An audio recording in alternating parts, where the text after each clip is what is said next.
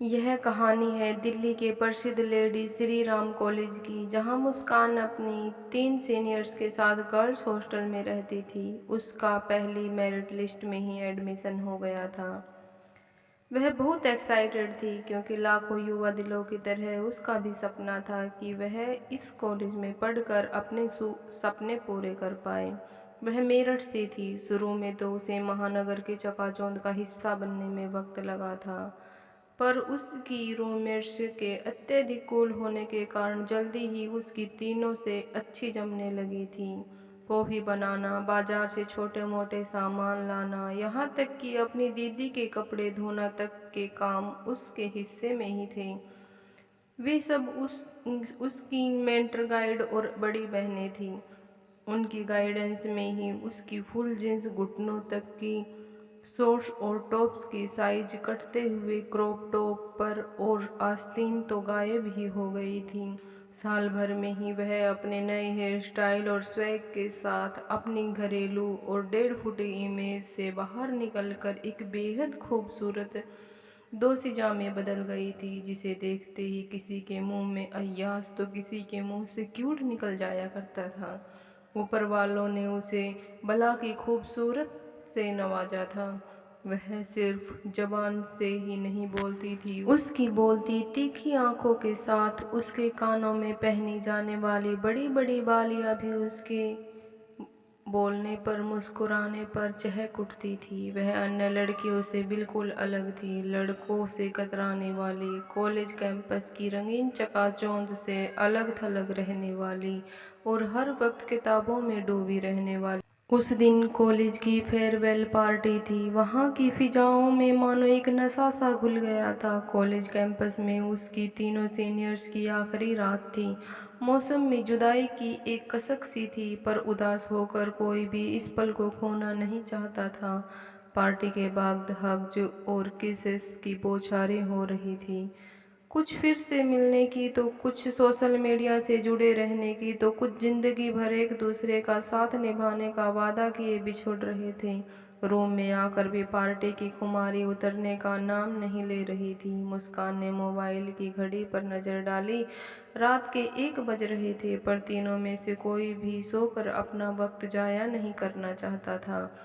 वो तीनों एक ही पलंग पर औंधे पड़े आपस में कोई वीडियो शेयर कर रही थी, तो कोई एक दूसरे से इशारे में बातें कर रही थी और कभी मुंह पर हाथ लगाकर जोर जोश पर हंस पड़ती। जैसे ही मुस्कान उनके पास कॉफी के मग को लेकर आई, उसने वीडियो के बारे में उत्सुकता से पूछा, आप लोग क्या देख रहे हो? बेबी, ये पोर्न वोर्न तेरे बस की बात नहीं है।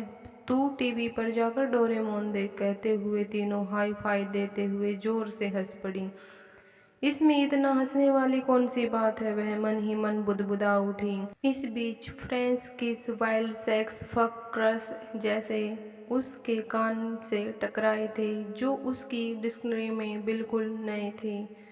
उन शब्दों का अर्थ गूगल पर सर्च कर उनका मतलब जान लेने के बाद उसके दिल की बगिया में खुशबूदार फूल खिलने लगे थे। बस अब बहुत हो गया जिंदगी की सीधी चाल से चलते हुए। अब मैं भी सबको दिखा दूंगी कि मैं भी बड़ी हो गई हूँ। यह सब ख्याल बार बार उसके मन को छूने लगा था। फेसबुक और इंस्टा पर तो उसका अकाउंट था ही। इस बार उसने टिंडर पर अपना अकाउंट बनाने की सोची, जिसमें उसकी साथ वाली लड़कियों ने तो महारत हासिल कर रखी थी। वह सेल्फी स्टिक उठा लाई और अलग अलग पोज पर आउटफिट्स में कम से कम 100 क्लिक्स ले डाली। फिर उसमें से एक अच्छी सी फोटो पसंद कर टिंडर पर अपनी प्रोफाइल बनाई और लॉगिन कर दिया। इसके साथ ही उसकी स्क्रीन पर कई प्रोफाइल उभरे। प्रोफाइल्स काफ़ी ट्रेडिशिंग थी। उसमें से थोड़ी हिम्मत कर ऊपर वाले का नाम ले उसने एक प्रोफाइल पर राइट स्वाइप कर उसे सुपर लाइक कर दिया। उसका दिल जोरों से धक धक कर रहा था। डर के मारे उसने अपनी आंखें भींच ली। कुछ ही पलों में इट्स अ मैच का नोटिफिकेशन उसकी मोबाइल स्क्रीन पर उभरा और अगले ही पल एक मैसेज आ गया, what a beautiful smile, it's perfect matches with your name sexy. Sexy विशेषण उसके लिए बिल्कुल नया था। वह एक बार तो घबराई, पर फिर एक स्माइली के साथ रिप्लाई किया, थैंक्स। मुझे थैंक्स नहीं, कुछ और चाहिए। मुस्कान की स्क्रीन पर फिर से एक मैसेज पॉपअप हुआ। क्या? मुस्कान, तो फिर कॉफ़ी हाउस पर मिलते हैं स्वीटहार्ट। मिलना? डूड, आप शायद भूल रही हैं, इट्स आवर फर्स्ट चैट। कुछ सेकंड पहले तो हम जुड़े हैं और आप मिलने की बात कर रहे हैं। जान, आप भी शायद भूल रही हैं, आप टिंडर पर हैं और यह एक डेटिंग ऐप है। ज ज जान, उसे लगा यह शब्द सुनकर तो उसकी जान ही निकल जाने वाली थी, पर उसने कुछ हिम्मत दिखाते हुए रिप्लाई किया, क्यों ना हम पहले एफबी पर फ्रेंडशिप करते हैं, फिर डेटिंग करेंगे। क्या बेबी, तुम भी? ओके, नथिंग फॉर यू, पर मेरी एक शर्त है। क्या शर्त है? तुम मुझे वीडियो कॉल कर एक किस करोगी। मुस्कान को समझ नहीं आ रहा था कि वह कैसे रिएक्ट करे। वह बड़ी असमंजस में थी, घबराहट के मारे उसके हाथ कांपने लगे थे। उसने बाय कहकर फ़ोन डिस्कनेक्ट कर दिया, पर उसके बाद दोनों के बीच फेसबुक पर चैट का सिलसिला चल पड़ा, जो एक हफ्ते तक चला। पर आकाश ने 8वें दिन उसे मिलने के लिए राजी कर ही लिया। उसने अपनी ज़िंदगी की पहली डेटिंग के लिए पिंक ट्यूनिक पसंद की थी। आकाश पहले से ही कैफ़े में बैठा उसका इंतज़ार कर रहा था।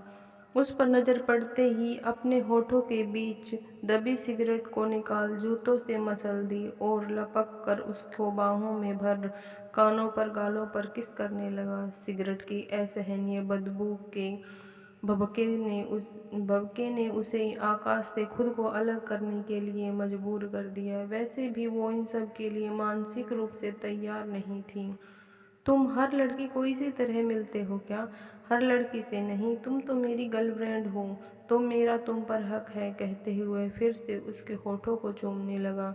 मुस्कान ने धीरे से खुद को अलग किया और ठगी हुई सी आकाश की ओर ताकने लगी। उसकी आंखों में आंसू थे, जिन्हें देखकर आकाश को भी कुछ झुंझुनाहट सी होने लगी थी।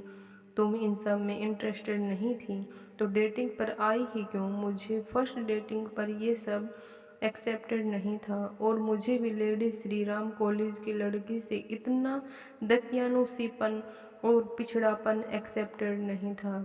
कहते हुए उसने अपनी बाइक स्टार्ट की और तेजी से वहां से निकल गया, मुस्कान को और उसकी भीगी पलकों को बहुत पीछे छोड़कर।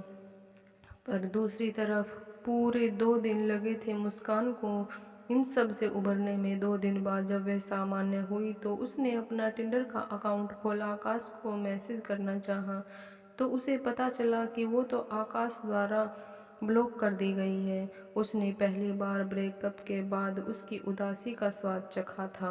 दोस्तों, आपको ये कहानी कैसी लगी? यदि ये कहानी आपको अच्छी लगी है तो इस कहानी